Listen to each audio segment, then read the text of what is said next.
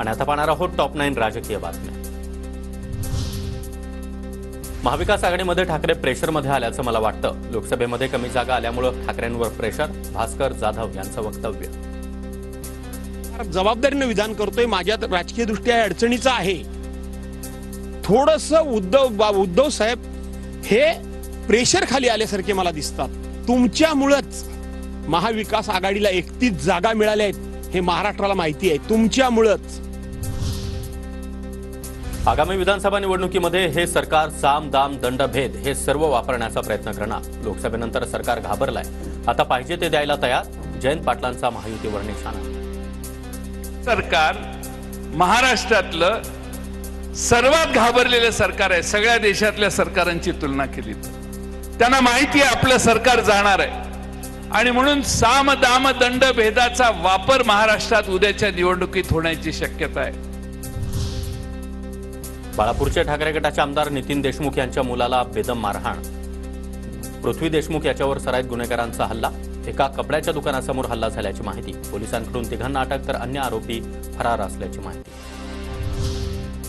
ठाकरे गटाला नागपुरात काँग्रेस एकही जागा द्यायला तयार नाही। काँग्रेसकडून ठाकरे गटाचं शोषण। आशिष जयस्वाल यांचा आरोप।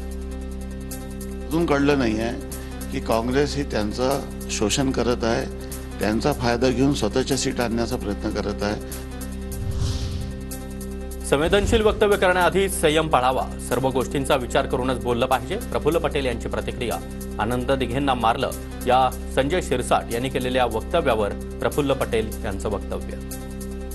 ही संवेदनशील वक्तव्य करण्याच्या अगोदर सगळ्यांनी थोडा संयम पाळला पाहिजे असं मला वाटते। सामाजिक एकमेकांच्या बद्दल जे आपला प्रेमभाव असतो त्याच्यावर काय होते परिणाम, हे सगळं विचार करूनच माणसांनी बोललं पाहिजे। अमरावतीमध्ये वैमानिकाकडून नियम सांगत टेक ऑफ करण्यास नकार। उदय सामंतांना विमानातून उतरून रस्ते प्रवास करण्याची वेळ। शिंदे गटाच्या जिल्हा प्रमुखाची पोलिसांकडे तक्रार।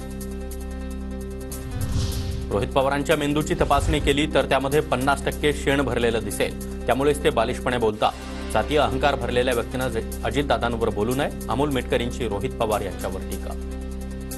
बालिश व्यक्तीने अजितदादांवर बोलणं म्हणजे सूर्यावर थुंकण्याचा प्रकार आहे, आणि मी नेहमी सांगत आलो याची बुद्धीही बालिश आहे, हा स्टंटबाज आहे, आणि याच्या मेंदूत शेण भरलेलं आहे।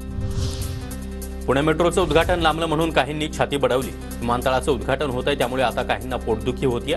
महाविकास आघाडीच्या आंदोलनावर फडणवीसांचा निशाणा।